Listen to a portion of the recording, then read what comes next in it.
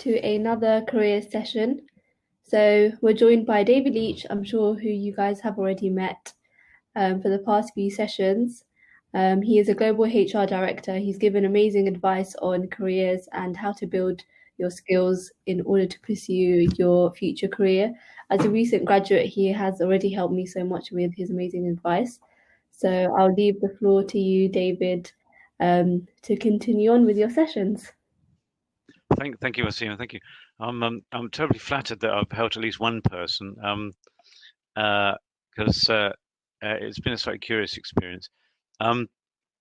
So yes, I'm David Leech. I'm Global HR Director of RWS Group's Intellectual Property Services division. RWS Group is very unknown to the world at large, but it's in fact in the top 200 on the FT Stock Exchange, and we're just completing a merger or a takeover, which will make us the #1 intellectual property services and translation provider in the world.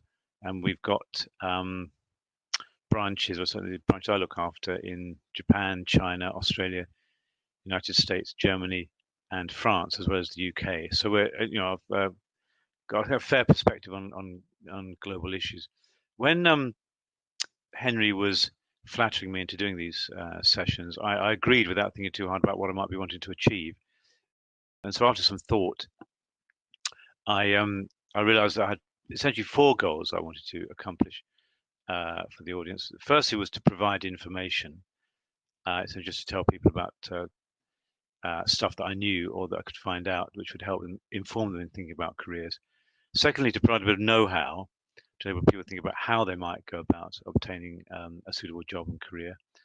Thirdly, and probably more fun, to provide warnings around the sort of pitfalls that you might fall into during a career. And I wish I'd been warned about a few things when I was starting out. I probably would fall into the same traps, but I might have been a bit better prepared to deal with them afterwards. For example, a key warning for me is when you get interviewed is be careful what you're going to say. I think I might have told this story already, but I was once interviewed for a job with Dubai Ports World, and the interviewer said to me, "Why do you want to work for a ports business?"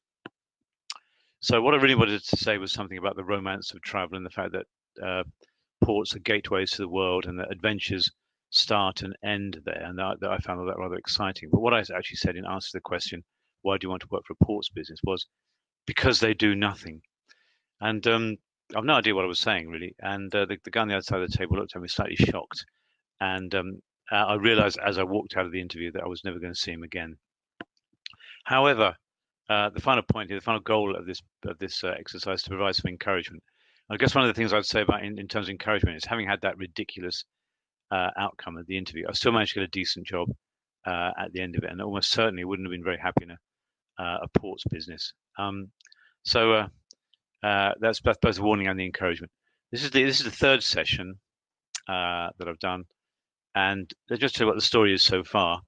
I talked a bit in the first session about 21st century careers, and I think there were 2 major themes that I felt we should be looking at. Number one was that what I called the 100-year life, which is a phrase taken from a book by Linda Grattan, where she talks about the fact that, or the calculation that, if you're aged 18 today, you have a 50% chance of living to 100, and that means essentially 82 years of some kind of productive life, which was unlikely to be in one career. So we may be looking at more than one career. And I felt also that meant a heck of a lot for the actual career and industry of caring for people, because currently, although life expectancy is increasing, health expectancy is moving more slowly. The second key theme I thought, looking a few years hence, is what I call green careers. And I realized after the conversations that there's quite a paradox in green careers, because in situations of career and so on, you're talking about growth and development and so on. And a lot of what we're doing to preserve the planet is in fact about preservation and potentially shrinking carbon footprints, shrinking the amount of output of toxic gases and so on and so forth. I thought that's potentially paradoxical in career terms. Although when you look on greenjobs.co.uk, there are literally hundreds of jobs in various green sectors. So it's a potentially very, very fruitful area. And we looked at some issues around, for example, location. Must you travel for work? I thought initially possibly not. But as we know, with many people actually leaving Africa and heading for Europe, plenty of people are looking to travel for work. And there are questions like, do PhDs harm you, and does having a career break harm you? I think people are concerned that if you're not constantly on the career ladder, you might somehow be letting yourself down and somehow allowing or kind of being not committed. My own view was that both of these things are not harmful, and that if you can show what your reasons are and if you can demonstrate the skills that you learned during studying for a PhD, that's all in your favor. The second session we did was about managing your own career. We talked about what you might want in a career, how you might plan, and how you might react to opportunity, how you build your CV, how you note down the kind of things you've accomplished, how you make sure you tell the truth, and the kind of support and resources that you might get. And that also provoked some quite interesting conversation. It was quite a rich conversation, and it's really about what individuals have to offer, and my encouragement to keep learning and to keep reviewing your achievements, not only on the basis it might help you get a job, but also because it's a really feel-good moment to sit down and think, what have I accomplished? I'm not so bad after all. So today, we're going to talk about the employer's perspective.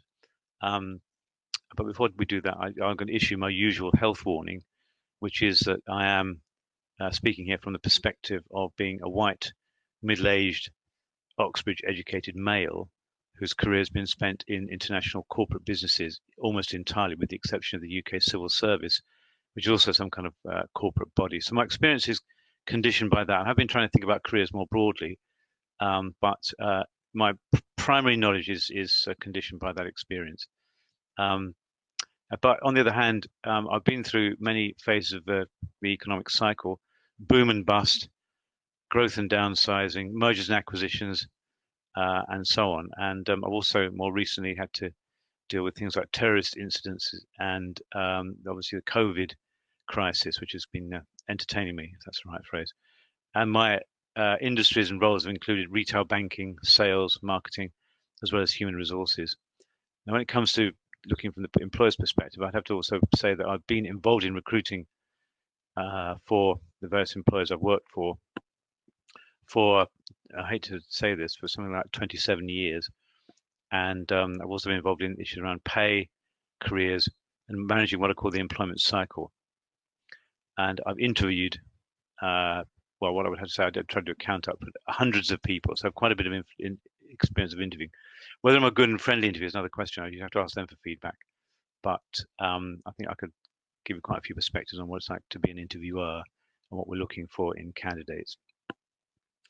So what am I going to cover today in terms of the employer's perspective? Well, there are kind of four headings for this. First of all, what's behind the job ad and the job description. Secondly, I want to talk about the selection process or processes that employers use.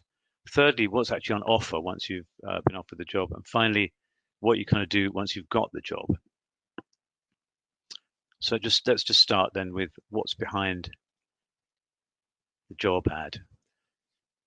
Now, you may well see, when you're looking for jobs, you may well see big schemes for graduate entrance, which will have lots of openings, and we'll be talking very much about the kind of person you're looking for. But as you move ahead, jobs start to be around vacancies and individual openings. Now, these, when you see them advertised online or in the newspapers, could be the result of manpower planning and careful budgeting. But more likely, it's a vacancy. Someone has moved on. The internal resources of a business don't necessarily provide the kind of people who might be needed for that, and a vacancy has been arisen, which has meant somebody has decided that a job is needed. Now that involves a bit of work on behalf of the line manager and also the recruiting manager and potentially human resources in defining the job and writing an advert. And this is quite an art, because you have to think about what you want to achieve. You have to think about the kind of skills you're looking for, and then you have to define them. Now, many organizations, certainly the bigger ones, can draw on a list of competencies and skills for jobs, but many organizations, especially when people get to the top, seem to make it up as they go along.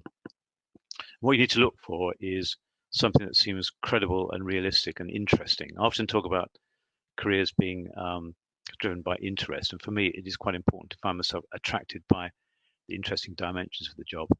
Now, the adverts these days have to be structured in the right kind of language. A lot of work has been done to show that words like dynamic, aggressive, positive, if you see those in a job ad, they're inclined to put off women. And so we now try to write job advertisements which are a bit more neutral in their language and will attract a wider range of um, candidates based on what the content of the job is, as opposed to the theoretical attitude or outlook of the candidate. I can't share my screen with you, but I did dig out the job adverts that we use in RWS, and looking at it now, I think there's quite a bit that might yet need to be improved. So this is I'm going to read this to you. This is a job advertisement for a linguistic job within RWS. RWS have some fantastic opportunities for talented linguists to translate their language skills into a rewarding career. Now, I know hope you noticed the pun there, to translate their language skills into a rewarding career. We then say we're seeking applications at a head office in Buckinghamshire for high caliber graduate linguists with English mother tongue, German, Dutch, English mother tongue, Japanese, French, and so on. And then we go on to say, as part of an international team of approximately 60 linguistic revisers, your work will involve word-by-word checking of translations prepared by in-house and external technical staff, and sometimes adapting existing translations to conform to new versions of source documents. Applicants must have degree-level qualifications, excellent language skills, well-developed critical faculties, and good powers of concentration. Then we go on a list of salaries and the benefits. Now, it's quite an interesting advert because it gives you quite a lot of technical information about the kind of skills which you need, certain languages, but it doesn't say a great deal about our organization or what we're like. It talks mainly about the content of the work. So what we're looking for is to attract people who are attracted primarily by the content of the job as opposed to by the profile of the business. Now, which is fair enough, given that our business is not terribly well known, although we have won 5 Queen's Award for export, and we're hoping to win another one this year. So that's the kind of job advertisement that you might well see for a fairly junior, early entry level job, as they call them, with some interesting aspects. But within that, you can see something about the job content, word by word checking. That's a very interesting task to be attracted to doing. But on the other hand, language graduates often have relatively limited range of choices because they can get into teaching languages, which is one thing, or into translations if you're very good, or into language service providers, which is what we are. But that's the kind of way we look to structure adverts to attract the kind of talent that we're looking for. But as I say, you have to be very careful these days with your language. You have to make sure that you don't necessarily, for example, use the word experienced, because that implies age discrimination, or keen, which might involve the alternative to age discrimination, which is youth. And we assume that young people are more keen than old people. Obviously, that's not true, as I can see all smirking at that. One of the things I think that you find about job advertising is that there is a certain amount of internal politics in the higher level jobs. Senior people decide they have a need for a kind of a role, and they try to define it based on their internal requirements for themselves, their own sort of power and position, rather than the value that might be derived from the job. I can give an example of this. I was once interviewed for a job. It was a very interesting sounding job within a major consultancy, and it was essentially a standalone job, very well paid standalone job. And as I discussed it with the recruitment manager, I realized that this was a job that was essentially to compensate for the inadequacies of the person who was recruiting for it. So in other words, they couldn't quite get certain things done, so they wanted to hire some people who could get things done for them. I've come across this a lot. You have to be very careful that you're not being recruited for a job that might well pay well, but might well be some kind of internal political solution. And the problem with that is that you as an individual become less important to the organization than the political processes that go on. On the other hand, recruitment can also be an agent of change within organizations. So if you need new types of people or new types of skill, which you can't necessarily find within, you can go outside and try to attract the kind of caliber and qualities that you need. And to say so, that's been my own personal experience most recently. My current job did not exist until it was created, and it came out of frustration with the human resources function as it stood within RWS at the time. And I had a very clear mission, which I'm happy to say I think I might have achieved in terms of changing the way managers looked at to their people, improving retention, improving performance, and making us a more attractive employer. So anyway, that's the kind of story of what I'm calling what's behind the job ad. Let's move on to a thing that's most commonly experienced, the selection process. I always want to just pause for a moment and spare a thought for the person who sifts the applications. Especially nowadays, many jobs are getting very, very large numbers of applications. I heard only the other day of a place down in Bristol where I live, one job acquiring 150 applicants. Now, somebody in a human resources function, or indeed if it's a small business, not even in the human resources function, has to go through applications. Now, they may be online or they may be on paper, but it's a very, very difficult task. And speaking as I'm sure not the only person who has a relatively low attention span, I'm looking to make it as easy as possible. So I'm looking for keywords, and indeed online systems often looking for keywords. But I'm looking for some clarity and ease of information so that I can make a decision in favor of people. The job of the applicant, on the other hand, is to make it difficult to be rejected. So you want to give me plenty of information that relates to my job description, my job ad. So if you think back to the job I read out to you. If you have, for example, English mother tongue with Japanese, I mean that's a very easy thing to find out. But if you obscure it by talking about your degree qualifications and so on and so forth, it's not quite as good as the word Japanese leaping out at me. So when you're putting together your application, be sure and try to match what the job advertisement is, and if necessary, try and find out about the employer beforehand so you can put in some phrases that are relevant to their wider business. So let's assume we get through the sifting process. Now, again, I said each stage, although this is a human exercise, it's not personal. There's somebody who's trying to make some judgments about what's needed for the organization.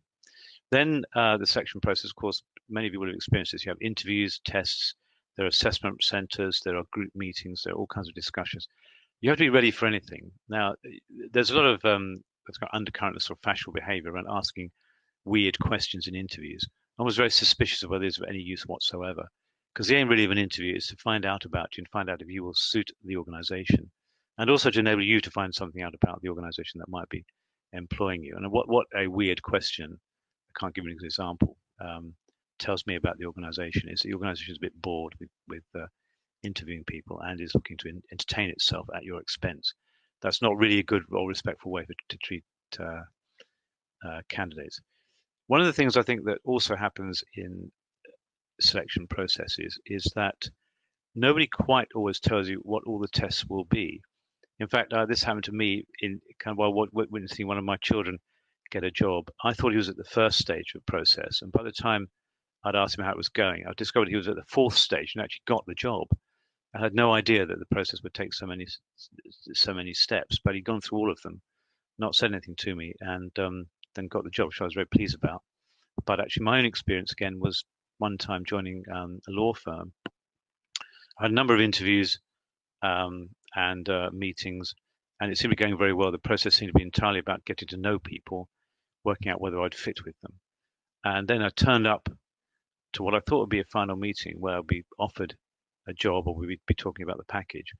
And the person who was recruiting me plonked in front of me a psychometric test, a 16 PF test, which is a personality test. Now, there are two problems with that. First of all, I had not been told about it, and being surprised in those sorts of processes can be rather off-putting.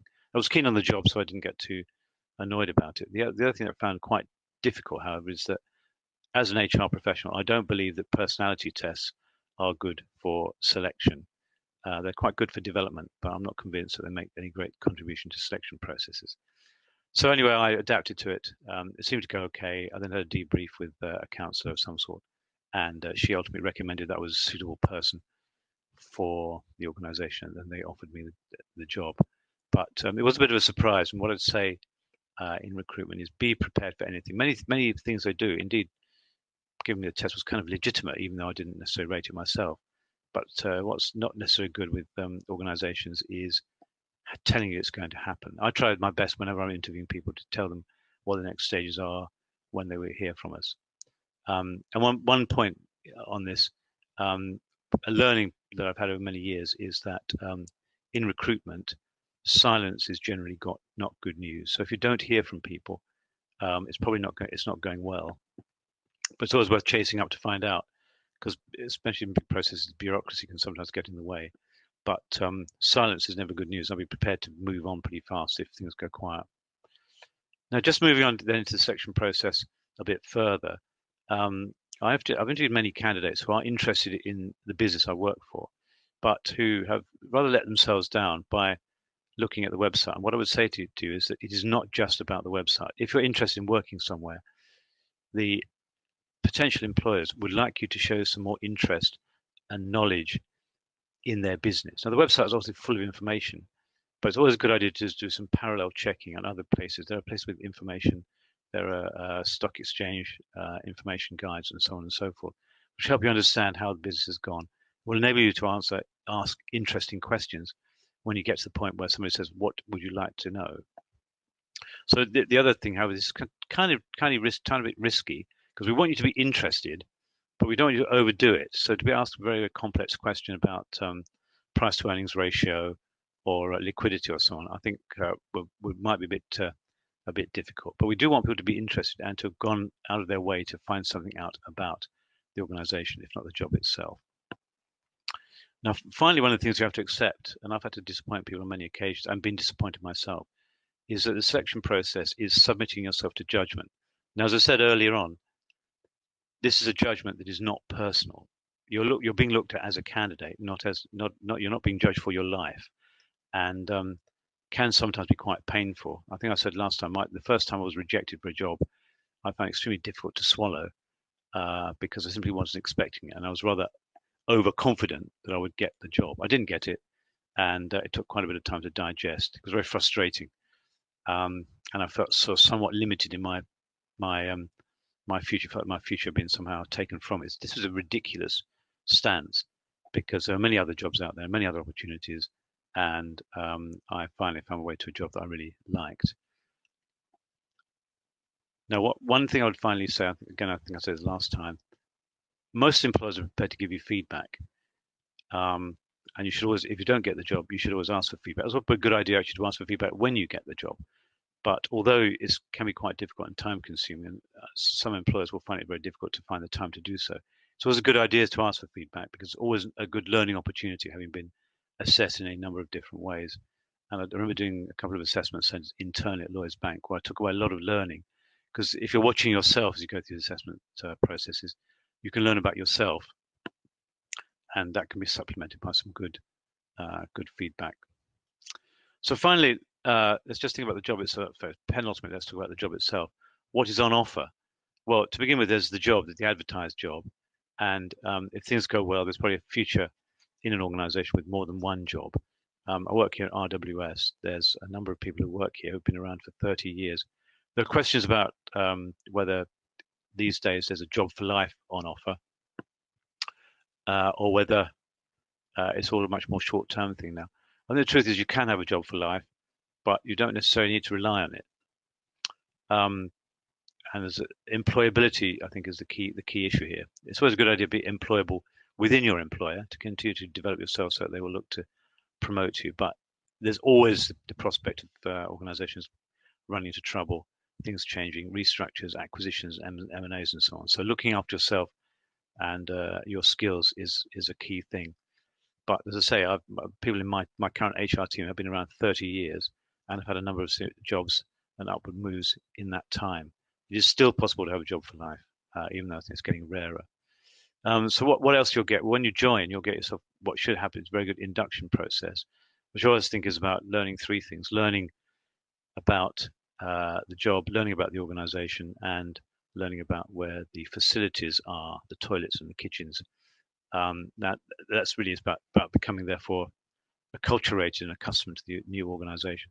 You're probably offered quite a good program of training, something to help you learn the job. I'd be very suspicious if you're immediately stuck in front of a computer screen with a seat and a keyboard and told to get on with it. I'm very proud of the fact that RWS puts a lot of people through a lot of training. The job that I described to you, the linguistic reviser job, has a 6-month training program to enable you to achieve the standards that we need, because checking our translations is vitally important. Elimination of error and creation of quality is a key thing. What else is on offer within an organization? Well, what you're going to get is the 3 E's. You're going to get experience. You're going to meet customers. You're going to meet managers. You're going to meet colleagues. You could well get education. Many organizations, including ourselves, sponsor people to get to do additional education, either professional education, say in accountancy, or because of the nature of our translation business, if you have a high level of skill in a language, we will train you to become, for example, a chemical engineer, so you can translate chemical engineering patterns into other languages. And finally, you'll get exposure. People will see you, and they will spot you as a potential talent. So it's always good to be available and aware that people are watching you. Next, of course, you'll get your pay. Now, that's always a bit of a difficult thing. I don't really like talking about it because it gets into very deep water about lifestyle, status, and so on. Nevertheless, if the organization is decent enough, it should pay you well enough to make you feel like it's worth turning up. Along with that go the benefits, particularly I think healthcare, pension, and insurance, although there are some more wacky and entertaining ones that you get from the more out there organizations like Google and Amazon and so on. And finally, what you'll get from your employer is what I call a community. As I notice here in the summer, we've got 2 buildings in the heart of Buckinghamshire. When it's sunny, the car park and the surrounding benches where people can eat fill up with people out socializing. It's a long time gone now since we're all into social distancing.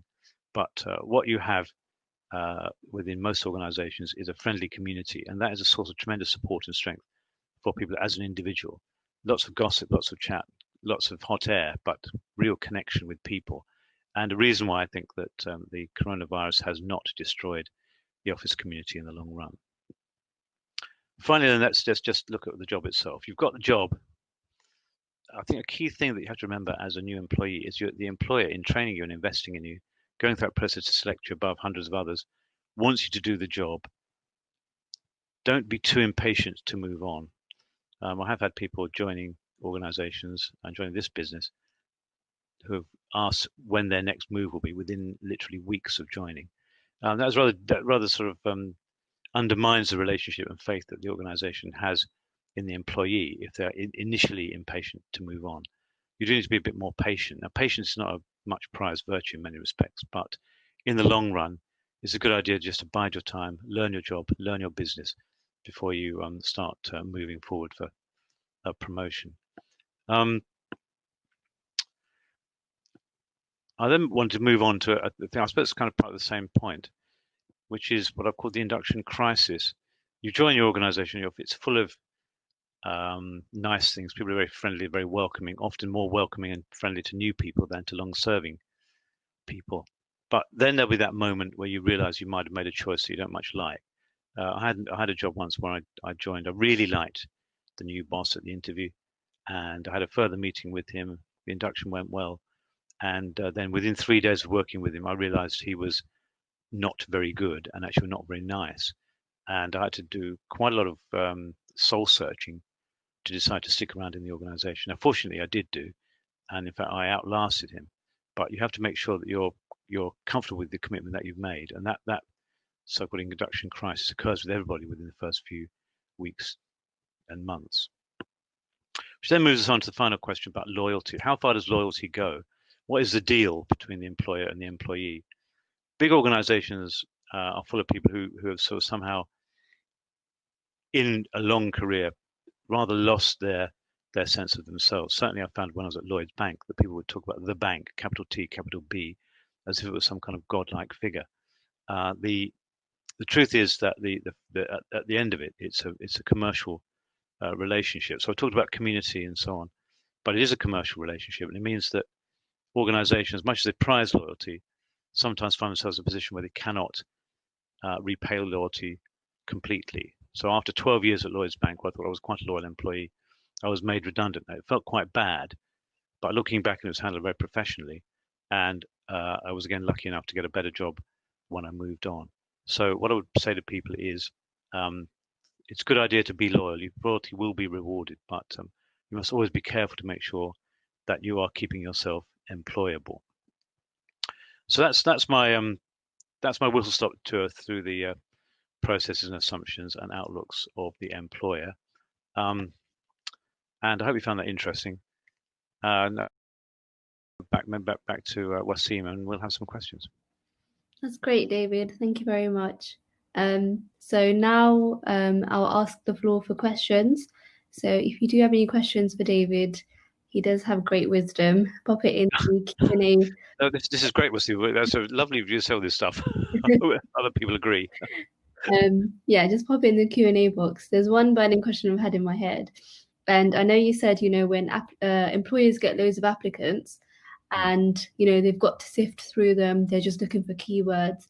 There are many applications I've done where it's been like just a CV. I haven't been able to put a cover letter to like tailor it to that, to those skills particularly. So within like just showing my qualifications and my past experiences, how can I make that stand out to the employer in question? I would actually try write a cover letter. I mean, it need only be a few lines, but Mhm. what I've I mean, I can't remember exactly if these all work, but what I would generally do is do a quick paragraph saying something just confident about me, and then some 3 or 4 bullet points that connect with the outstanding aspects of the job as advertised, or what you find out about what the need is, and then it's make sure your CV is brief and focus the things that you can offer as best you can on what his job is asking. Um, so I think you could treat um, your cover letter almost like a kind of personal statement for your application for university. So it's not something about you. It just has to be very brief. Okay. And I mean, it's a terrible thing to do because it's a bit. I found it very very difficult to keep my letters and my CV short because I'm so terribly pleased with all the things I've done. I want everyone to know everything that I've accomplished ever, and it feels sort of self harm to cut out something that you did a little while back that you're terribly proud of. So there is something kind of austere and sort of self denying about this process. But the fact is you're advertising yourself for a job that you want, and that's the sort you have to be ready to sort of sacrifice certain things. But if you want to tell the truth, be clear and short, and focus as best you can on things that you think would really fit. Okay. Like I say, the numbers are big, which makes it quite challenging. So my other piece of advice, which is also difficult to take, although I've tried to take it myself, is wherever you can, try and find a person to talk to. Mm. Because if you can talk to them, if you can get ahead of the pack by talking to someone, you've increased your chance of their spotting your CV or their I spoke to that person, she is quite good. Be Okay. interested in That's great. moving Thanks a forward. lot. Can't guarantee anything, but that's my view. Okay, thank you. So someone has asked you, could you give more examples of where you might find further information beyond the company website? I can't. I'm trying to remember. I went through. I had some outplacement one time, and outplacement businesses, not this is not sort of the right place to go to. Offer access to various online news resources. So I'm thinking about you could probably go into places like Reuters and Bloomberg, go into their websites, and you'll find out. Put in the name of I know Barclays Bank PLC, and you'll find enormous amounts of information about them. Mm. So it's the online news, particularly business news websites. I have to try and recall the name of the other. These things seem to be publicly available. But again, if you were to put in again, let's just say Barclays Bank, for example, put it into Google, you'll find your way to all kinds of stuff. Maybe too much, but again, I guess the key purpose of my advice is that you should impress the interviewer with the idea that you might have looked a tiny bit further than the website. The websites themselves, of course, will give you links to the stock exchange and stuff like that. And so, um, another, and again, this is the thing I obviously would never advise you, but what you must not say is, well, I looked at your website. You don't have to say anything about the website at all. You can just say, I know you do this, or Yeah. I'm interested in this point. So, but it's a fair point. I can't remember the name of the specific resources, but I'd say Reuters and Bloomberg, for example, Yeah. are the kind of news uh, um, uh, organizations are quite good for this sort of thing. Okay. Lucia has asked a question. Lucia, do you want to come on stage and you can ask your question directly to David? Do you want to? Hello. Good morning. Good morning. I wanted to ask, because you said you try to keep the CV as short as possible, but how do you decide what you put in and what you leave out? Because often there are things that recruiters think, oh, that's good for experience, and you think, oh, it's not so much of a valuable experience. I mean, I guess this is where you take a gamble, and then it is a gamble, and it is also a kind of a numbers game, because you might have to do a lot of these before you get to something that fits. But what are my criteria when I look at my CV? I would look at things where I could say there's some kind of number or clear outcome. I'd look at some things, or try to talk about things which I'd done which involved difficulty. I again, this is my perspective maybe as a recruiter, but I want to know that people have overcome difficult things and seen through potentially long-term projects. Something which might involve influencing others, so some kind of sales role, but not so sales, persuading others to do things. So political activity, chairing groups, leading teams in individual projects. Things that you feel, as it were, give a good demonstration of you as a worker, as a potential worker. So, in other words, don't try and invent stuff. Make it as true to your own experience as you can make it. So it's a gamble. I don't know if I commented last time, but I did one time submit my CV to an analysis, and I was trying to present myself as a potential leader. And what it came back with, the feedback was that obviously I was a jolly good person, but that I was a person who did stuff, not a person who led or changed stuff. So again, it depends kind of what the job is, how the job is advertised, but you might want to make sure that the vocabulary you use on the same experience is about what changed or what was different after you'd finished, as opposed to just getting stuff done. Because I mean, we're talking here about if you're young and looking for work, people are looking for some ability and some potential to change things as well as to do things. So it's rather a rambling response. I mean, you can't. The choice, the fundamental choice, is based on your own experience and on what you feel comfortable with putting out there, and what you'd feel happy to talk to somebody about in a positive way. I mean, it's I think there are said to be differences between sexes in terms of how they present themselves, but stuff that will make you feel confident when you're talking to an employer, so they will think, yeah, this is someone I could employ and work with. So that's a rather vague response. I'm sorry about that. No, that's good. Thank you, David. Thanks, Lucia. Thank you. So someone else has asked you, how do you make a choice when you have several similar CVs of people who all meet the same criteria? Are there any small things that might give me someone an edge? I mean, I think I could tell you a very unhappy anecdote in a way. It was a joke when I was doing graduate recruitment way back. The graduate recruitment manager said, "Well, it's all a matter of luck. It's 50% chance. You've got a pile of CV in front of him," and he went, "Right, he's lucky, he's unlucky, he's lucky, he's unlucky." There is an element of luck here.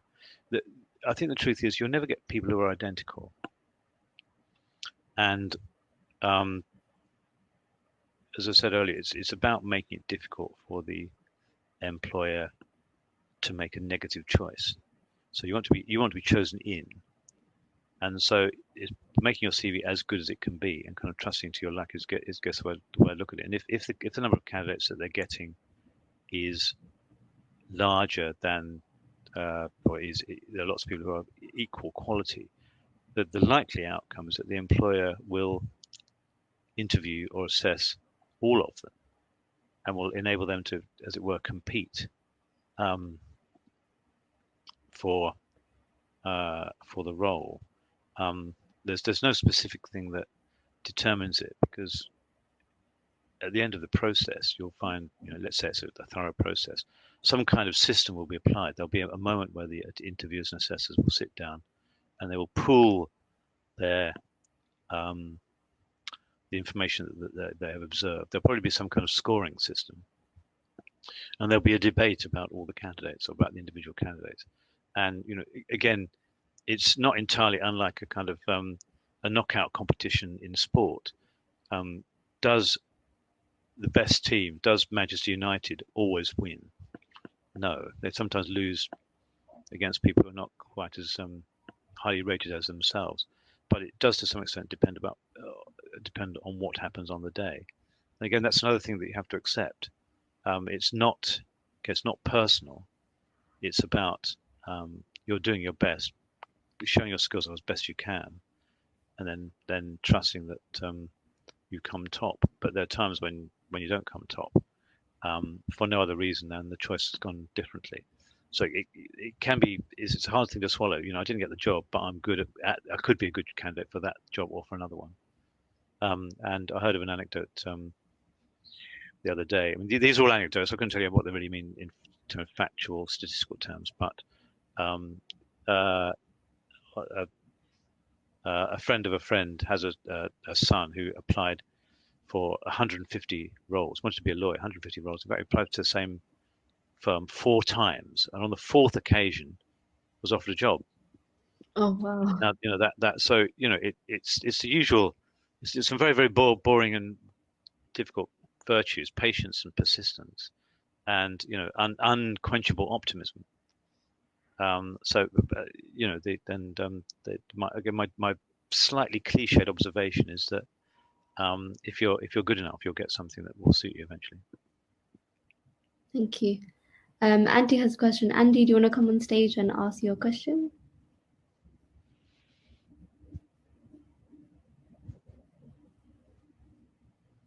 Hi, David and Sina. Hey. Hello, Andy. So yeah, I was just curious in terms of, it's less of an issue in the UK, but I've noticed in some other countries it's quite common for me to see a job posting, but the salary scale is nowhere to be seen. And so I often wonder, is it worth the time applying for this, or is it acceptable for me to just send an email and say, what is the salary? Because that will sort of weigh up whether I apply and how much time I put into it. Well, I think it's definitely worth asking.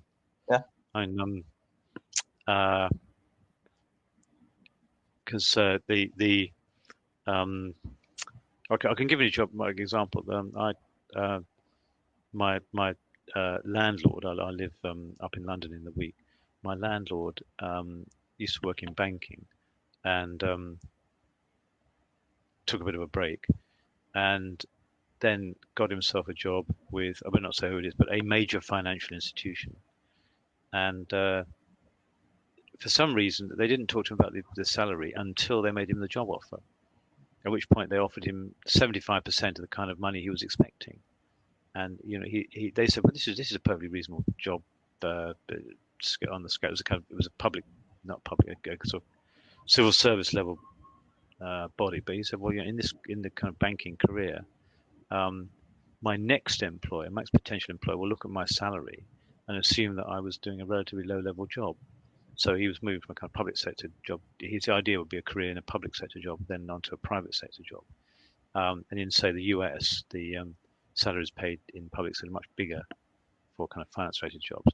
So he had to turn it down, and he'd gone through this entire process, and to be offered a job, to be successful, to feel good, and then to find the job offer was the money was not as kind of commensurate with what he felt was appropriate. It was very disappointing. So I definitely would try to understand what you're going for. Yeah. And would there be an optimal time to ask that, or an optimal way to ask that? No, I just bluntly ask it. I just say, how much is this off? How much is pay? Or what's the scale? What's the range? Yeah, I mean, you know, this is. I mean, these days, I mean, I often think our kind of attitude to money has changed. I think to some extent. I never knew. My dad would never answer the question when I asked him how much he earned. He would never tell me. And so to this day, he's now 90. I have no idea during my childhood what he was paid. But nowadays, we're all a lot more upfront. And I really wish that people in my organisation didn't know what each other was paid, but they all share their salaries, which is amazing. But you know, so yes, so ask away. That's correct. Cheers, David. That's great. Thanks, Andy. And we'll take this as the last question. I think we're running a little bit over time. So someone has asked, how do you find someone to talk to from the company? That's a great question. I mean, I think it depends on how they're configured. I mean, as a person trying to research, to give the best example, I had to deal with a legal issue in New York, and phoning up a law firm I've been recommended to, only to find that there was a kind of very, very convoluted automated system to get to the person who actually knew the name of.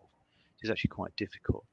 I think where you probably want to start is to find out, if you can, the main switchboard number of the organization, and ask us to talk to the HR department or the recruitment team.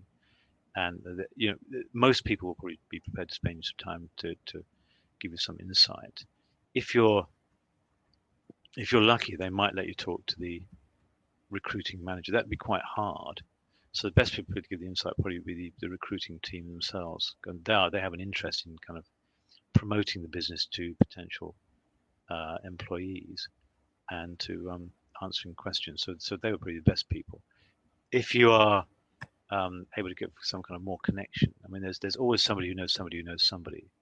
And you know, I would start with maybe someone who you actually know, talk to them about how or who they know, and see if you can navigate a way through it. And again, I'm reminded of an anecdote. This is a kind of career coach talking to an audience of people and saying, how many of you want to be a professional footballer? You know, 2 or 3 people put their hands up. And so how many of you know a professional footballer? And quite a few people put their hands up. So it instantly says, there's your network. Now, you know, it's a very, very glib way of describing it. But if you know people, you might well be able to find your way to the kind of people who might know who to speak to inside an organization.